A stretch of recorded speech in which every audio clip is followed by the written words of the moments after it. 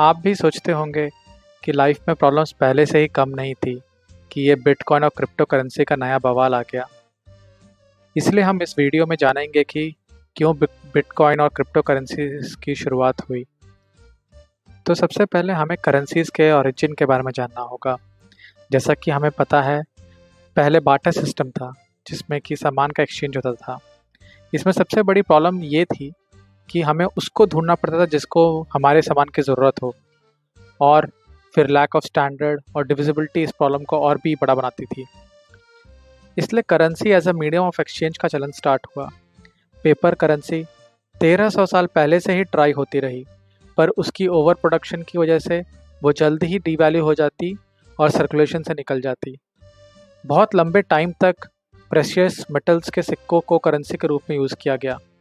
क्या आपको पता है, हमारे देश में 16th से 19th सेंचुरी तक चांदी के सिक्के यूज़ हुए हैं, और रुपया का मतलब संस्कृत में चांदी होता है। बहुत सारे कोस्टल रीजन में सी शेल्स को भी करेंसी की तरह यूज़ किया गया है। सोने के सिक्कों के साथ प्रॉब्लम ये थी कि वो बहुत महंगे थे, तो लोग उसको यूज़ करने की बजाय अपने घर में छुपा लेते थे। तो क्या होती है एक अच्छी करेंसी की क्वालिटीज़? पहला, कि उसकी सप्लाई लिमिटेड हो ताकि उसकी वैल्यू बनी रहे। दूसरा, डिविजिबिलिटी, कि कोई उसकी छोटी यूनिट्स हो सके जिससे कि सस्ते से सस्ता सामान भी उससे ख़रीदा जा सके। तीसरा, कि वो लंबे टाइम तक वैल्यू स्टॉक करके रखे। ऐसा ना हो कि कुछ टाइम में ही वो डीवैल्यू या आउट ऑफ सर्कुलेशन हो जाए। लोगों का उस करेंसी पे विश्वास हो और उसकी नकल आसानी से ना हो। उसको आसानी से कहीं ले जाया जा सके और उसे यूज़ किया जा सके। उसकी अपनी एक इंट्रिंसिक वैल्यू हो, एक मीडियम ऑफ एक्सचेंज होने के अलावा, और उसकी लेन देन करना महंगा ना हो। 1816 में जब पेपर करेंसी को गोल्ड से बैक किया गया तो उसको एक अच्छी करेंसी के मैक्सिमम क्वालिटीज़ मिल गए।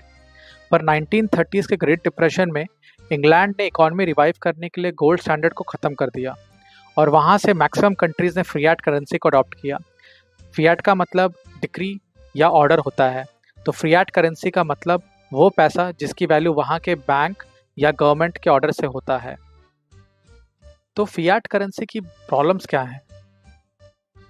सबसे पहला और सबसे बड़ा ये कि क्योंकि इसकी सप्लाई किसी कमोडिटीज़ पे डिपेंडेंट नहीं है, तो दुनिया भर के सेंट्रल बैंक या सरकारें इसकी सप्लाई कंटिन्यूसली बढ़ाती रहती हैं मनी प्रिंट करके, जिससे कि उसकी वैल्यू धीरे धीरे कम होती रहती है।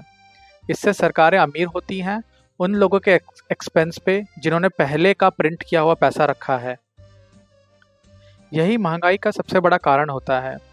इन्फ्लेशन को आप अपने रखे हुए पैसे पे लगने वाला करेंसी टैक्स भी समझ सकते हैं।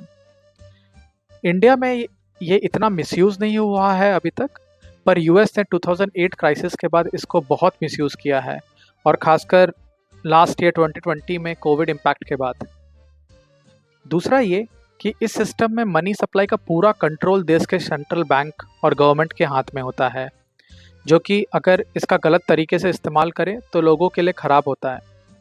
जैसा कि आपने जिम्बाब्वे, सूडान, कोलंबिया के हाइपर इन्फ्लेशन में सुना होगा। क्या हमारे देश का डिमोनेटाइजेशन भी यही था? और फाइनली ये कि हमारे पास ऐसी कोई करेंसी नहीं है जो कि पूरे वर्ल्ड में इजीली एक्सेप्ट होती हो। एक देश से दूसरे देश में पैसा भेजने आज भी इतना आसान नहीं है, खासकर अगर आप किसी ऐसी कंट्री में पैसा भेज रहे हैं जो कि आपकी कंट्री की गवर्नमेंट की वॉच लिस्ट में है। तो इन सब चीज़ों को काउंटर करने के लिए बिटकॉइन का कॉन्सेप्ट 2009 में पब्लिश हुआ। इससे हमें डिसेंट्रलाइज्ड क्रिप्टो करेंसी और ब्लॉकचेन जैसी नई टेक्नोलॉजीज मिली। क्या बिटकॉइन सच में सारी प्रॉब्लम्स का सलूशन है और फ्यूचर करेंसी है? ये हम जानेंगे नेक्स्ट वीडियो में। तब तक के लिए अपना ख्याल रखें और बाय बाय।